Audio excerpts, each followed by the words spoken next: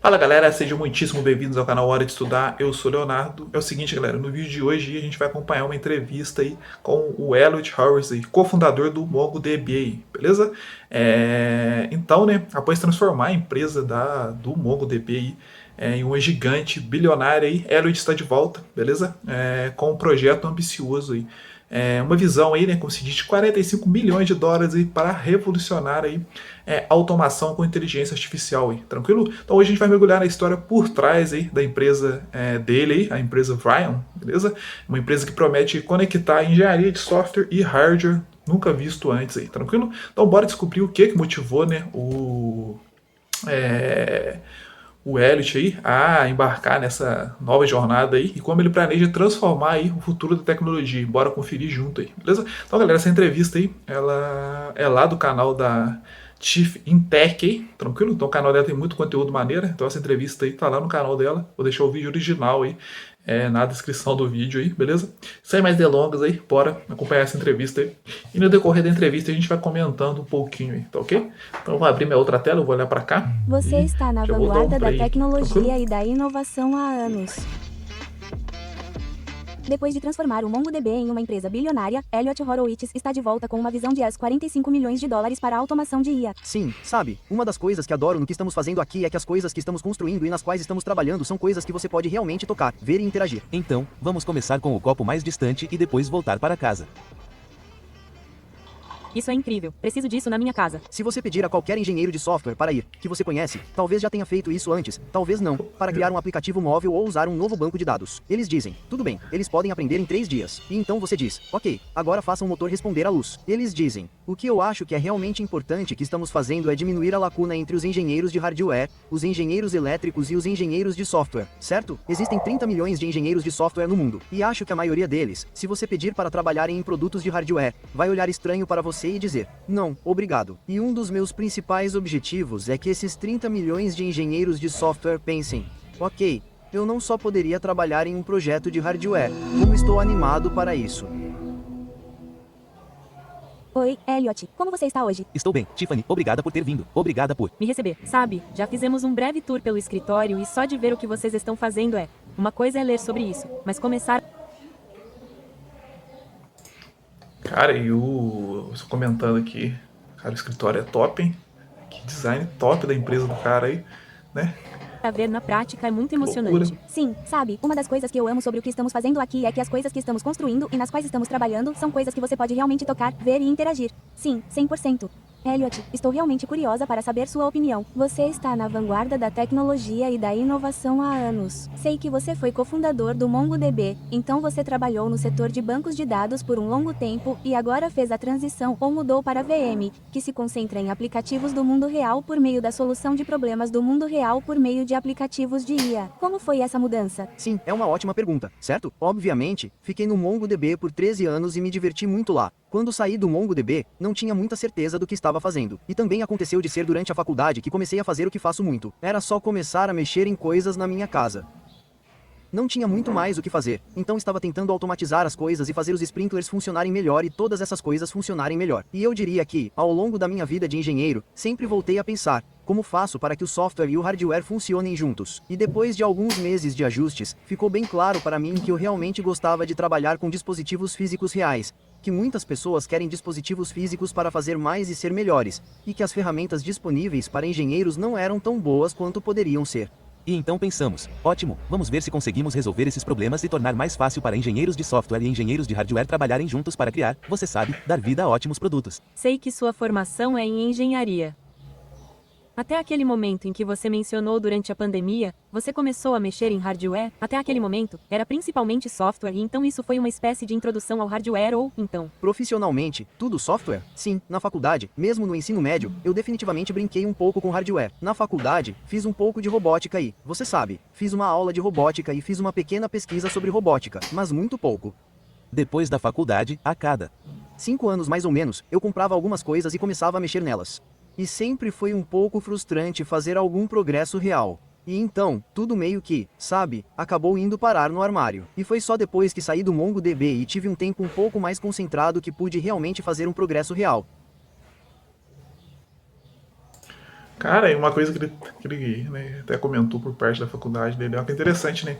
É que, só pegando um exemplo comigo, por exemplo, quando eu fiz a faculdade de Ciências da Computação, lá também tinha uma disciplina de robótica. Cara, e no início eu fiquei até. Parece que era bem legal, fiquei bem curioso para mexer, né? Em umas coisinhas ou outras. Até tinha comprado uma plaquinha Arduino, mas sei lá, depois parece que não fruiu e como se joguei no armário também, não tive mais interesse nenhum em estar pesquisando, em estar aprofundando um pouco a mais naquilo, né, cara? E hoje em dia você vê que, cara, a parte robótica é uma coisa muito massa, é uma coisa que tá evoluindo pra caramba, né? E é isso, Então, bora voltar aqui sabe, pra eu entrevista. aprendo muito, acredito muito em aprender fazendo. E então o que acabei fazendo, e sabe, uma situação um pouco de sorte, foi onde pude contratar algumas pessoas que eram especialistas, mais na área de hardware, mais na área elétrica, que vinham, trabalhavam comigo, e aprender por osmose, sabe? Não era aprender apenas sentado em uma sala com um livro, mas eu tinha pessoas trabalhando comigo, e trabalhávamos em projetos juntos, e foi assim que realmente comecei a gostar.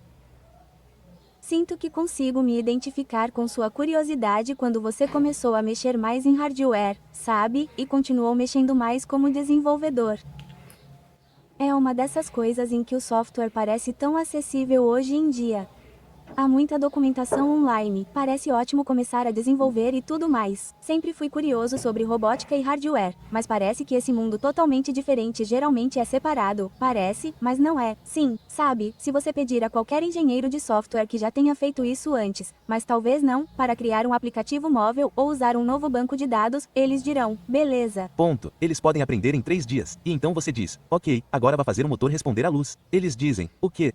Você pede para eles trabalharem em uma empresa que está desenvolvendo a próxima geração de máquinas de café automáticas. Eles dirão, eu posso criar o aplicativo da web ou o banco de dados para isso. Mas, assim como desenvolver, integrar-se de fato ao hardware, parece um conjunto de habilidades diferente. Mas, no fim das contas, na minha opinião, não é tão diferente, certo? Existe engenharia mecânica e engenharia elétrica. Essas são obviamente habilidades muito importantes e abrangem um campo totalmente novo. Mas o que eu acho realmente importante que estamos fazendo é diminuir a lacuna entre engenheiros de hardware, engenheiros elétricos e engenheiros de software, certo? Existem 30 milhões de engenheiros de software no mundo, e acho que a maioria deles, se você pedir para trabalharem em produtos de hardware, vai olhar estranho para você e dizer, não, obrigado.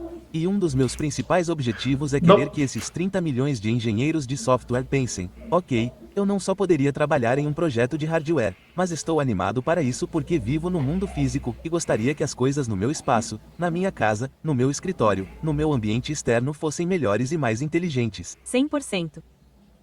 E, voltando aos primeiros dias, quando você começou a VM, qual era a missão principal da VM e como ela evoluiu até hoje?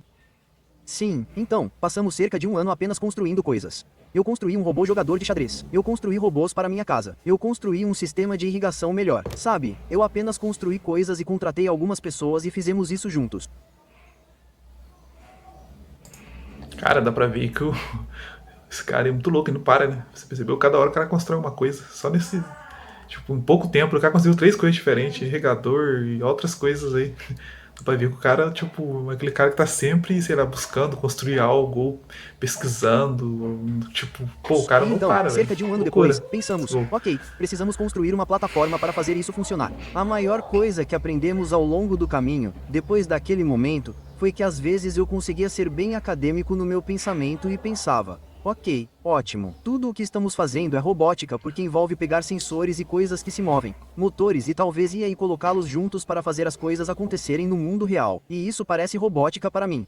Acontece que quando você pensa em robótica e robôs, a maioria das pessoas pensa mais em coisas robóticas, como cães robôs ou robôs humanoides, e temos um mandato muito mais amplo, então paramos de usar tanto a palavra robô. Sim, Mas você sabe que realmente achamos que tudo o que vive no mundo real e recebe dados do mundo real, sejam câmeras, sensores de temperatura ou umidade, e que faz alguma coisa, seja acender uma luz, ligar um motor ou se movimentar e fazer alguma coisa, não importa, e provavelmente usará um pouco de IA e computação em nuvem, é aí que podemos ajudar.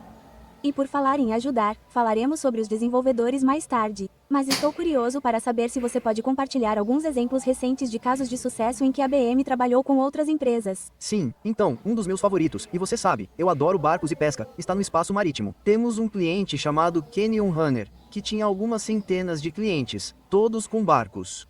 Eles ajudavam as pessoas a descobrir como navegar, para onde ir, como evitar o mau tempo, onde pescar, e todas essas coisas para ajudar as pessoas a administrar sua vida náutica. Sim, e era completamente manual, certo? Eles ficavam ao telefone 24 horas por dia, 7 dias por semana, basicamente conversando com as pessoas. Então, o que fizemos foi ajudá-los a desenvolver um produto que foi para os que barcos. loucura. Assim, eles tinham informações em tempo real sobre tudo o que estava acontecendo. Eles tinham um mapa. Eles podiam ver o que estava acontecendo. O cliente deles podia optar por participar para que pudessem ver uns aos outros. Assim, eles podiam se comunicar e saber em tempo real o que estava acontecendo. Então, eles podiam dizer, ok, eu sei onde os peixes estão e você precisa ir 8 quilômetros para o norte. Ou, ei, eles podem colocar um geoense em volta de alguém dizendo que você está se aproximando legal. de um raio, ou que há um raio, uma luz de emergência, ou uma tempestade repentina de raios vindo em sua direção. Você precisa sair do caminho. Sim, certo, coisas assim. Então, isso é muito importante.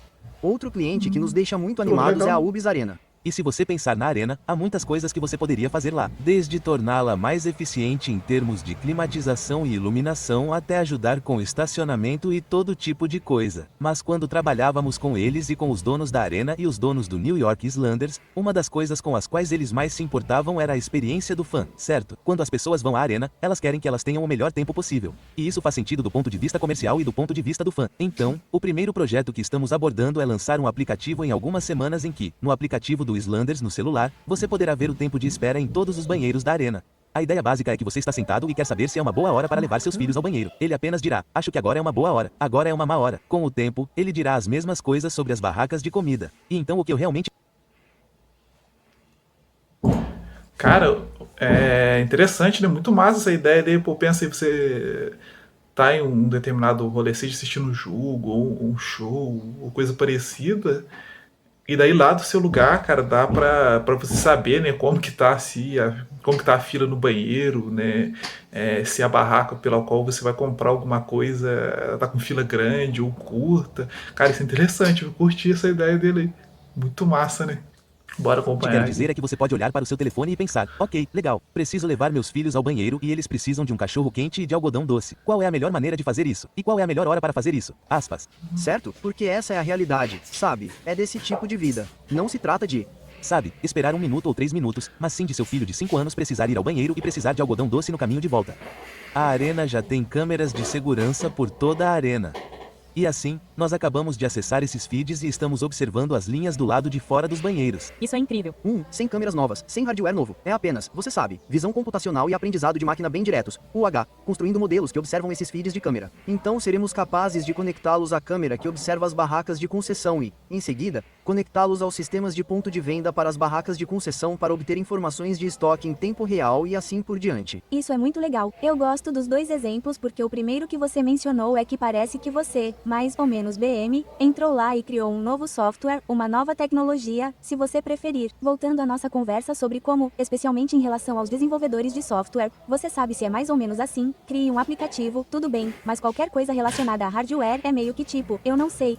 Eu sinto e estou curioso para saber sua opinião sobre isso também. Já vi esse tipo de mudança ou transição para onde esses dois mundos estão realmente se fundindo. Quero dizer, é claro que você precisa de software para hardware e vice-versa, mas ver muito mais tipos interessantes de hardware ou IA e automação, coisas diferentes como essa surgindo para qualquer desenvolvedor que esteja assistindo a isso e diga que está focado atualmente em construir, você sabe, o que pensamos quando pensamos em aplicativos ou sites. Qual é algum conselho para alguém que deseja fazer uma transição mais para esse espaço? Então, eu diria que, para mim, é uma combinação de habilidades e, então, o porquê. E, para mim, é muito simples. É como encontrar e, como digo a todos que iniciam uma VM, todo engenheiro deve fazer isso, que é encontrar algo em suas vidas para o qual gostaria que houvesse mais automação. Seja um alimentador automático de comida para gatos, um sistema de gerenciamento de luz melhor ou um dispositivo de irrigação de plantas.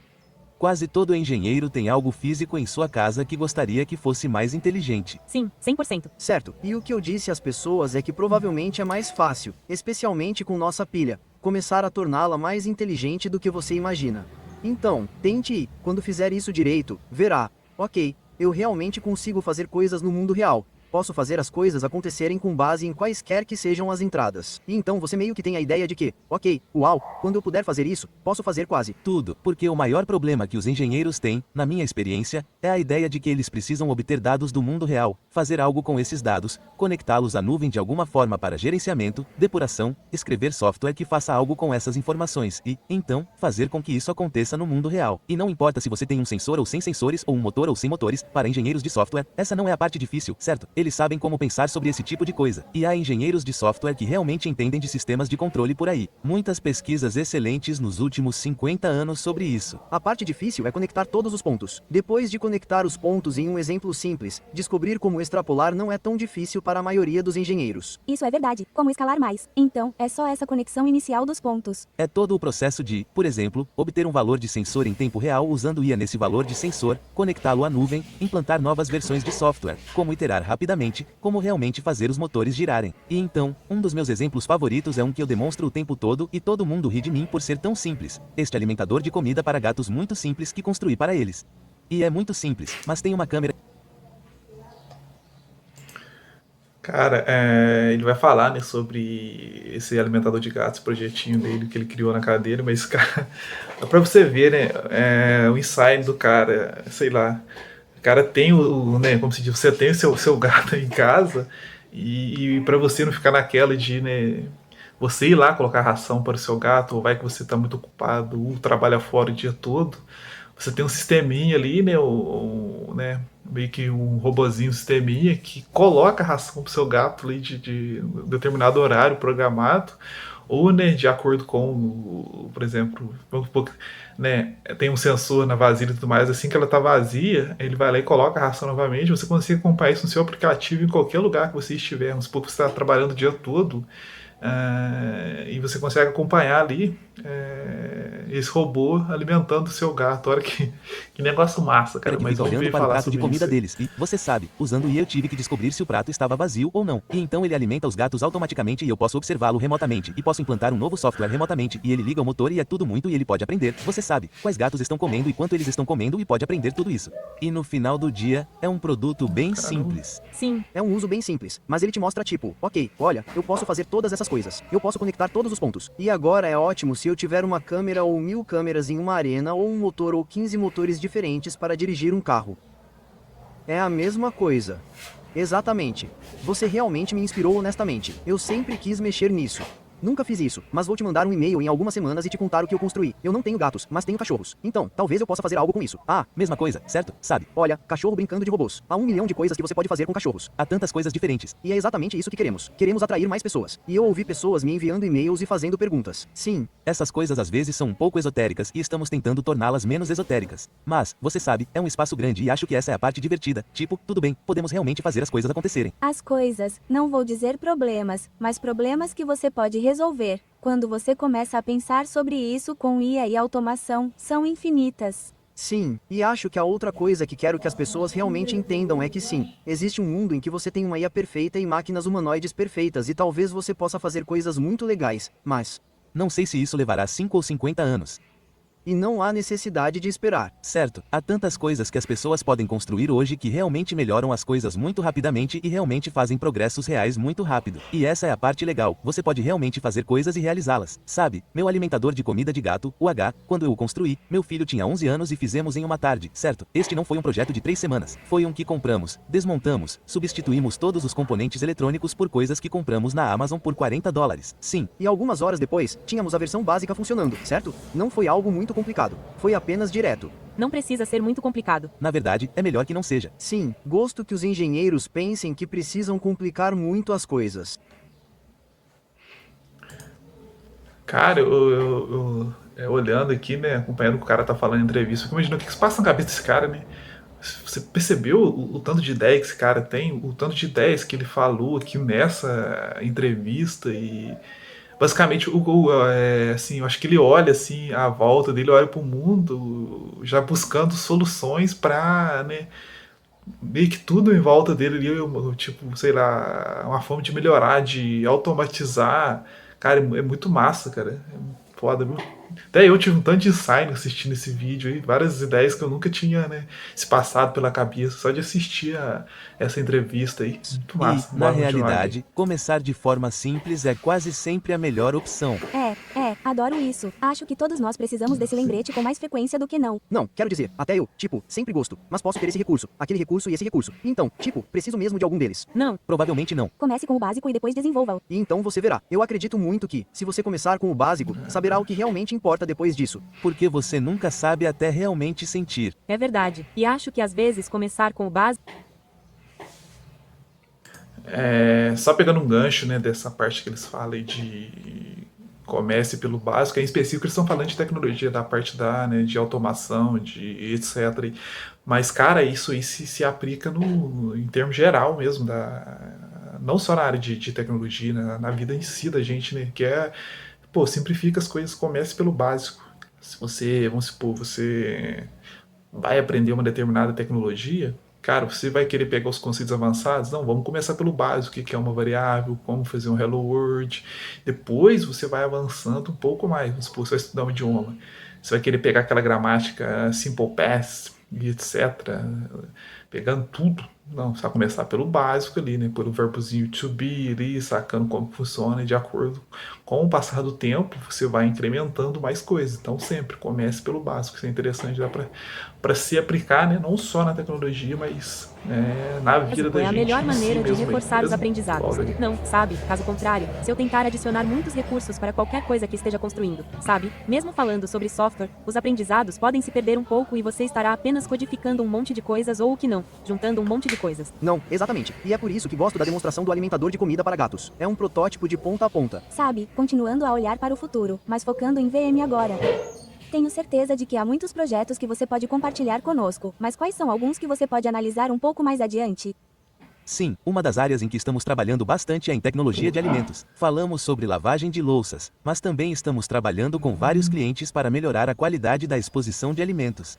Quantas vezes as pessoas já não passaram por um aeroporto e passaram por vários restaurantes com comida exposta? Sim, E você tende a ir àqueles onde a comida parece melhor. Sim, Como fazemos isso acontecer automaticamente? E os restaurantes sabem que a comida parece melhor. Eles venderão mais se a comida parecer melhor. Sim, as pessoas acham que ela parece mais fresca, e na verdade é mais fresca. E como? Podemos melhorar isso? E criar sistemas como esse. Essa é uma área divertida. Como podemos tornar a comida mais em tempo real, certo? Para que a comida seja menos preparada com antecedência e possamos responder mais em tempo real. Temos vários clientes trabalhando no que chamarei de próxima geração de máquinas de venda automática de alimentos. Em vez de apenas coisas em plástico, são alimentos frescos feitos de forma mais automatizada, usando automação, para que você coma melhor quando estiver em um aeroporto, certo? Ponto de interrogação. Porque agora você está recebendo produtos pré-fabricados e não muito bons. Podemos fazê-los frescos? exatamente. Sim, isso é muito importante. Sou muito fã de qualquer coisa que encurte as cadeias de suprimentos. Sim, Que melhore o que você come, como você vive, coisas assim. Elliot, muito obrigado pelo seu tempo. Sei que estou saindo desta conversa me sentindo muito inspirado e pronto para começar a construir. Então, muito obrigado novamente. sim, não, obrigado por vir e olha, adoro a ideia de construir projetos com as pessoas. Sabe, uma das coisas que fiz muito no início do MongoDB foi ajudar as pessoas a construir coisas. Sim, e essas foram algumas das coisas que eu mais gostei de fazer. E eu adoro fazer o mesmo aqui. Então, como eu disse antes, estamos fazendo muitas coisas em tecnologia de alimentos. E uma das coisas que fizemos como uma espécie de demonstração que agora está se transformando em um produto em alguns casos. É este robô de servir vinho. Que simplesmente pega uma garrafa Caramba, velho, é um robozinho de servir vinho aí. Isso é massa, hein? de vinho ou, Bora neste ver aí. caso, água, e começa a servir para... Ó, preciso de um desse pra servir café. Imagina deixar um desse do lado da mesa de trabalho pra servir café. Que Para massa. você. O quê? Então, sim, então, podemos realmente ir e experimentar. Então, agora estamos planejando Eu todos os prei, movimentos. Vamos ver. É tão suave. Ai, meu Deus. Isso é incrível. Então, uma das minhas coisas favoritas sobre isso é quando eles Cara, que construíram massa, pela e primeira fez vez o- e disseram que estava funcionando. Pegaram Eu meu fui até lá, aceleradorzinho aqui. olhei Derramou um pouco, e eu pensei, vamos fazer com que não derrame. e a equipe disse, bem, quando eu sirvo vinho, sempre derrama Cara, um que pouco. massa. E eu pensei, tudo bem, primeiro você Bem precisa suave beber mais mesmo o vinho e movimento depois, do vamos braço do praticar. robô E ali. então, cerca de 2 dias depois, ficou assim. E agora não derramou nada. Como ele detecta a xícara? A xícara está estou melhorando posicionada toda. onde ele sabe que o robô vai servir ou o robô está identificando? Então, essa câmera aqui identifica as xícaras. Ela faz um algoritmo simples de detecção de círculo. Interessante E, essa a pergunta partir dela. daí, é traduzida do espaço da câmera para o espaço do braço. Isso é incrível. Então, ela consegue, por exemplo, fazer 2 xícaras? Sim, 100%. Então, vamos tentar. Ok, vamos ver. Então, vou apertar esse botão novamente. Ok. Então, estamos pré-planejando todos os movimentos novamente. E o pré-planejamento é realmente a câmera, que também inclui a detecção da câmera onde as xícaras estão. Sim, Ok. Então, vamos começar com a xícara mais distante e depois seguir para casa. Isso é incrível. Preciso disso na minha casa. Então, é evitar a segunda xícara para Queria saber garantir como que é ela que ele não seja calcula a derrubada. quantidade sim. de vinho ali, né? Uau! É tão suave. Será que é pré-programada É a simplesmente quantidade de incrível. líquido ali, de vinho que ele joga É dentro da tão xícara? legal. E está em uma balança. Sim, para. Sabermos quanto resta na garrafa, para sabermos quanto servir. Ai, meu Deus. E como inclinar a garrafa para servir a quantidade certa. Então, o que seria, por exemplo, agora temos 2 xícaras maiores. Digamos que temos 2 taças de vinho padrão. Isso levaria em consideração o tamanho da xícara para saber quanto servir também. Poderia, quer dizer, poderia. Sabe, você consegue imaginar as peças, certo? Você pode ter um modelo de aprendizado de máquina que diz: ei, olhando para esses tipos de xícaras, quanto vinho você deve servir? Sim, exatamente. Coisas assim. E esse é o tipo de coisa de iteração sobre a qual estávamos falando. Comece simples e então você queria dizer diferentes tipos de taças de vinho ou ficar mais esperto sobre, ok, como eu sirvo vinho tinto versus vinho branco ou champanhe. E champanhe eu tenho que ir mais devagar. Depois que você tem o básico. E pode realmente deixar os massa, começa Engenheiros de simples. software começarem a brincar com esse básico, então você pode realmente se mover muito rapidamente para torná-lo cada vez mais legal e mais real. Exatamente. E o que eu realmente quero é um desses em casa que simplesmente nos mantém cheios o tempo todo na mesa que você está jantando. Ele simplesmente enche. Ele continua fluindo com água. Você não precisa ficar passando água. É simplesmente ótimo. Ele simplesmente mantém tudo cheio. Sim, Isso é incrível. Um dia alguém vai construir para mim uma mesa de jantar legal com um braço saindo do meio. Exatamente. Que faz isso? ai meu Deus. Sim, isso será no futuro. Será exatamente o que todas as mesas de jantar têm. Espero. De qualquer forma, agora, quando você estiver construindo, você só precisa convencer Elliot a deixar você testar com coisas diferentes, como vinho tinto, vinho branco, champanhe. Estou ansioso para. Isso, sim, exatamente. Então, agora, Sidra. Sim, Com água, você sabe. Estamos mantendo isso apropriado para o trabalho. Exatamente, exatamente. Uau, isso é fascinante. Isso é incrível. Muito obrigado por nos mostrar. Muito obrigado.